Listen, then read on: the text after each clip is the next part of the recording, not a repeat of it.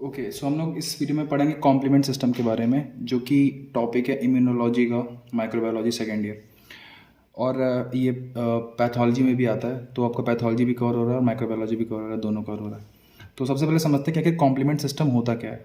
तो एक complement word का मतलब क्या होता है कि जो एक हमारा मेन टारगेट है या फिर मेन हथियार है, उसके अलावा कोई चीज़ अगर हमें कॉम्प्लीमेंट कर रही है तो उसे हम लोग बोलते हैं सिंपल कॉम्प्लीमेंट। इंग्लिश में यही इसका वर्ड होता है, मतलब सहायता करना। मतलब एक मेन जो हमारा हथियार है वो तो काम कर रहा है, उसके अलावा कुछ चीज़ें उसे सपोर्ट कर रही हैं, उसे कॉम्प्लीमेंट कर रही हैं। ठीक है, जैसा इसका नाम है बिल्कुल वैसा इसका फंक्शन भी होता है। देखें, समझे, जब भी हमारी बॉडी में कोई भी एंटीजन, कोई भी बैक्टीरिया आता है, कोई पैथोजन आता है, तो हम लोग के सेल मीडिएटेड इम्यूनिटी एक्टिवेट हो जाती है और एंटीबॉडी मीडिएटेड इम्यूनिटी एक्टिवेट हो जाती है, वो उसको मारती है। ठीक है, तो ये हमारे मेन हथियार होते हैं। बट इनके अलावा जो चीज़ें उसे कॉम्प्लीमेंट कर रही होती हैं उसे हम लोग क्या बोलते हैं, कॉम्प्लीमेंट सिस्टम। अभी क्या होता है अभी समझते हैं। ये बिल्कुल वैसे ही जैसे हम लोग खाना खाते हैं मेन अपनी डाइट के लिए, उसके अलावा अगर हम कुछ खा रहे हैं, दूध पी रहे हैं, बॉर्नवीटा, हॉर्लिक्स, तो वो क्या है, कॉम्प्लीमेंट है हमारी डाइट में।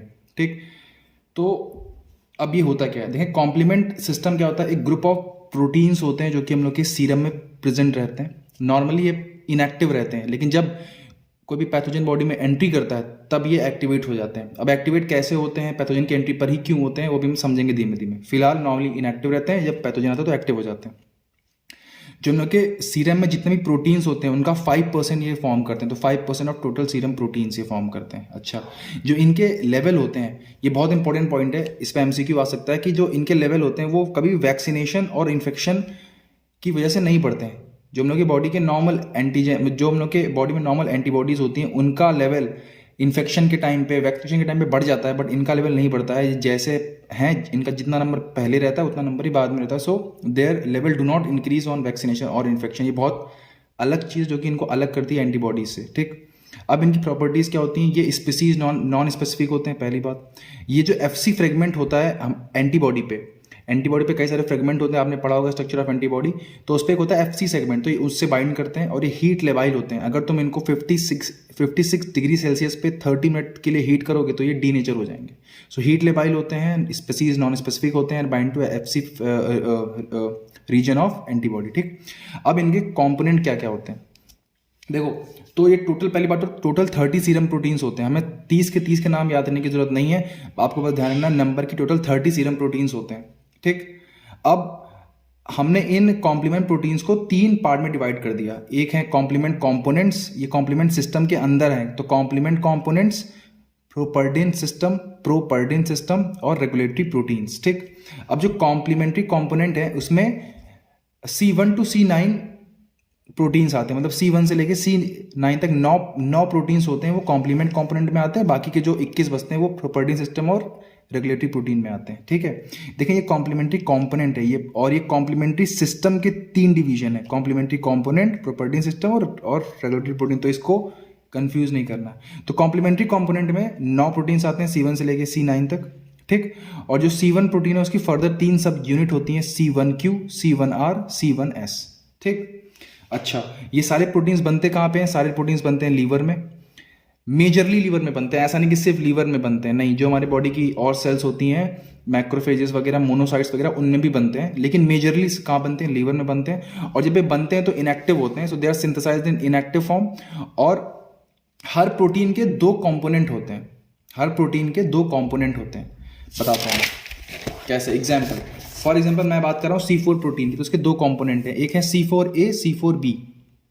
ठीक, जैसे एक डब्बा होता है, डब्बा कोई भी, तो उस डब्बे के 2 कंपोनेंट होते हैं, एक तो डब्बा, एक उसका ढक्कन, दोनों मिला के तो एक डब्बा बनता है ना। तो वैसे जो प्रोटीन होता है इसके 2 कंपोनेंट होते हैं, एक होता है C4A और एक होता है C4B। तो B से बिग कंपोनेंट और A से होता है छोटा वाला कंपोनेंट। सो A वाला कंपोनेंट इज छोटा एंड B वाला कंपोनेंट इज बिग।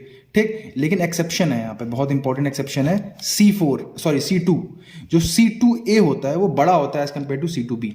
ठीक, अच्छा, अब होता क्या है कि जब हमारे बॉडी में कोई भी एंटीजन आता है तो इनका प्रोटियोलाइसिस स्टार्ट हो जाता है। कैसे होता है सब अभी डिटेल में समझेंगे। तो पहले कोई भी एंटीजन आया, कोई भी पैथोजन आया, ठीक है, फिर किन्हीं कारणों की वजह से इनका प्रोटियोलाइसिस स्टार्ट हुआ, तो ये C4 जैसे है तो ये अभी 2 पार्ट में टूट जाएगा, C4A और C4B वाला। ठीक, अब जो बड़ा वाला कॉम्पोनेंट होता है B वाला, ये जाके क्या करता है, एंटीबॉडी से जुड़ जाता है, लार्जर फ्रेगमेंट, ठीक है, to which larger fragment is separated from the smaller one and the larger fragment participate in cascade reaction. जो लार्जर फ्रेगमेंट होता है बड़ा वाला, ये कैस्केड रिएक्शन में पार्टिसिपेट करता है। कैस्केड रिएक्शन क्या होती है, चेन रिएक्शन होती है। वो क्या होता है अभी आपको सब समझ में आएगा, ठीक है। कि फिलहाल अभी ध्यान रखना है कि जो बड़ा वाला कंपोनेंट होता है C4, जैसे फॉर एग्जांपल कोई भी का B, सो दैट B वाला part will be participate in cascade reaction, ठीक। अब समझ जाओ, देखो जो कॉम्प्लीमेंट पाथवे होता है ना, वो एक कुंभकर्ण की तरह होता है, ठीक, कुंभकर्ण जैसे होता है रामायण में। तो अब इसको एक्टिवेट करना पड़ता है, इसको जगाना पड़ता है, इसको बताना पड़ता है कि भाई बॉडी में कुछ आ गया है बाहर से, उठो अपना काम करो, ठीक है। तो उसको जगाने के 3 तरीके होते हैं। एक तो होता है क्लासिकल पाथवे, जिसमें ढोल नगाड़े बजाए जाते हैं, इनको बताया जाता है कि भैया बॉडी में बैक्टीरिया आ गया, प्लीज़ उठ जाओ, प्लीज़ उठ जाओ। ये होता है क्लासिकल पाथवे। एक होता है अल्टरनेट पाथवे, इनके लिए अच्छा अच्छा खाना बनाया जाता है ताकि इनकी नाक तक स्मेल जाए और फिर ये उठ जाएं, उस खाने की स्मेल से ही उठ जाएं, अल्टरनेट पाथवे। थर्ड होता है लेक्टिन पाथवे। लेक्टिन पाथवे में फिर इनके ऊपर हथियारों का इस्तेमाल करा जाता है कि भैया उठो, अब कोई आ रहा है। ये जो मैं वर्ड्स बोला इनको याद करते जाएं। क्लासिकल पाथवे में नॉर्मल इनको बोला जाता है कि भैया उठो, खतरा आ गया है, इसमें इनको खाने की स्मेल दी जाती है और इसमें इनके ऊपर हथियार बरसाए जाते हैं कि भाई उठ जाओ, ठीक है। जो मैं वर्ड बोल रहा हूँ ये एक याद करने का तरीका, अभी आपको सबको समझ में आएगा आगे। नेक्स्ट आते हैं क्लासिकल पाथवे। सबसे इंपॉर्टेंट होता है क्लासिकल पाथवे, तो हमें ये याद कर लेना है बहुत आराम से। ये एक एंटीबॉडी डिपेंडेंट पाथवे होता है, एंटीबॉडी डिपेंडेंट पाथवे, और इसमें मेनली IgM एंटीबॉडी पार्टिसिपेट करती है और IgG, मतलब ज़्यादा IgM करती है और IgG भी कर सकती है, ठीक है। मेनली कौन करती है, IgM। अब देखो ये पूरी, देखो ये यहाँ से लेके स्पेस तक ये पूरी एक साइकिल है, आपको यही बना के आनी है एग्जाम में, आपको पूरे मार्क्स मिल जाएंगे, ठीक है। देखो होता क्या है, पहले एंटीजन एंटीबॉडी कॉम्प्लेक्स बना, मतलब कोई भी पैथोजन आया उसका एंटीजन से जाके एंटीबॉडी जुड़ गई, सबसे पहला काम ये हो गया। और जैसे ही ये कॉम्प्लेक्स बना तुरंत C1 एक्टिवेट हो जाता है। और C1 में भी मैंने कहा था कि C1 के 3 पार्ट होते हैं, आपको याद तो होगा ना, अब तक तो भूल गए होंगे। जो C1 होता है मैंने कहा था उसके 3 पार्ट होते हैं, C1Q, C1R, C1S। तो इसमें मेनली कौन सा पार्ट, C1Q वाला पार्ट जो होता है वो एक्टिवेट हो जाता है, C1Q वाला पार्ट, ठीक। अब जो C1Q होता है ये अटैच करता है FC फ्रेगमेंट ऑफ एंटीबॉडी, ये जो कॉम्प्लेक्स है इसमें जाके एंटीबॉडी से ये जुड़ जाता है, C1Q जाके एंटीबॉडी से जुड़ जाता है, ठीक। अच्छा, binding to FC fragment of antibody, ठीक है। और C1Q जुड़ता है in the presence of calcium ion, in the presence of calcium ion, ठीक। और फिर इसके बाद एंटीजन एंटीबॉडी और C1Q ये तीनों जुड़े हुए हैं। अब ये एक्टिवेट कर जाते हैं C1R और C1S को, ठीक। और जो C1S होता है, C1S that cleaves C4, cleaves का मतलब उसने डब्बे का ढक्कन खोल दिया, छोटे बड़े को अलग अलग कर दिया। तो अब C4A अलग हो गया, C4B अलग हो गया। और मैंने कहा था हमेशा बड़ा वाला पार्ट विल, जो बड़ा वाला पार्ट होता है उस प्रोटीन का, that will take part in cascade reaction. तो अब ये C4B जो है ये जाके जुड़ जाएगा C14B। अब इसका मतलब क्या है, एंटीजन है इसमें जो कि आपको दिख नहीं रहा है, एंटीबॉडी जो कि आपको दिख नहीं रहा है, उनसे जुड़ा है C1 और उनसे अब आके जुड़ गया 4B। ये पार्ट हम लोग लिखते नहीं है, जनिए हम लोग सिर्फ इतना मेंशन करते हैं कि C14B, इसका मतलब ये पूरा पार्ट एंटीबॉडी से जुड़ा हुआ है, ठीक। अभी जो C14B प्रोटीन होता है ना, ये मैग्नीशियम आयन की प्रेजेंस में C2 को क्लीव कर देता है, उसको ब्रेक कर देता है। अब C2 will break into C2A and C2B। So now अब यहाँ पे एक्सेप्शन था, मैंने कहा था कि C2 में C2A वाला फ्रेगमेंट बड़ा होता है, मैंने कहा था कि C2 वाले में C2A बड़ा होता है ना कि B, एक्सेप्शन था। तो जो बड़ा वाला फ्रेगमेंट है will take part in cascade reaction. तो अब हो गया C14B2A, ठीक है। इसको हम लोग बोलते हैं C3 कन्वर्टेज। क्यों, क्योंकि ये C3 को एक्टिवेट करता है। अब ये देखो C3 को एक्टिवेट करेगा तो C3A, C3B, C3A को हटा दो, C3B will take part in cascade reaction. अब ये बन गया C14B2A3B। अब दिस विल एक्टिवेट C5B जो बड़ा वाला कॉम्पोनेंट होगा, that will take part in cascade reaction. So अब यहां पे C5B एक्टिवेट हो गया।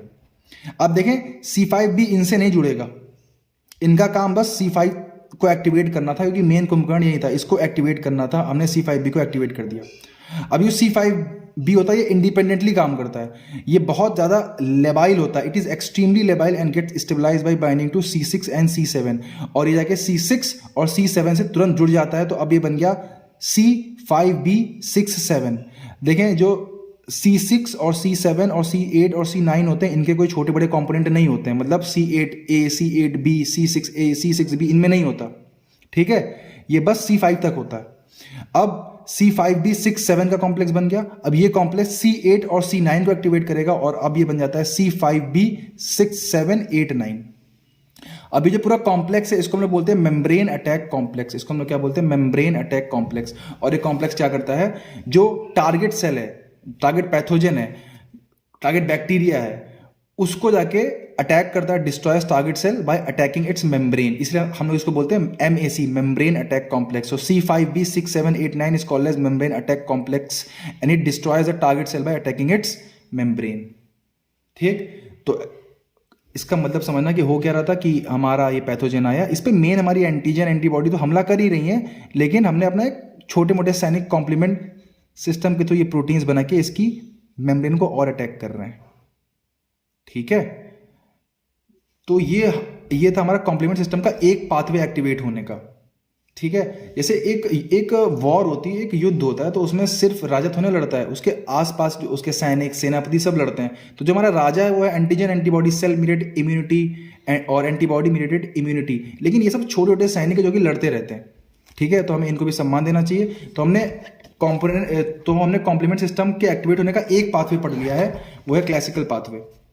ठीक है, और जिसका स्क्रीनशॉट लेना हो ऐसे स्क्रीनशॉट ले लें। आपको मेनली ये पे ध्यान रखना है, बाकी मैं नोट्स दे दूंगा। ठीक है, तो ये है क्लासिकल पाथवे के एक्टिवेट होने का पूरा पाथवे। सबसे पहले C4 एक्टिवेट होगा, सबसे पहले C1 एक्टिवेट होगा, फिर C4, फिर C2, फिर C3, फिर C5, फिर 6, 7, 8, 9।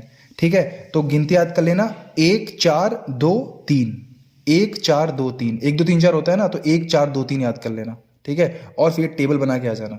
ठीक है, हमने अभी तक पढ़ा सिर्फ क्लासिकल पाथवे, बाकी ऑल्टरनेट और लेक्टिन ये हम लोग बाद में पढ़ लेंगे नेक्स्ट वीडियो में। ठीक है, ये तो बहुत छोटे छोटे से हैं। ठीक है, थैंक यू।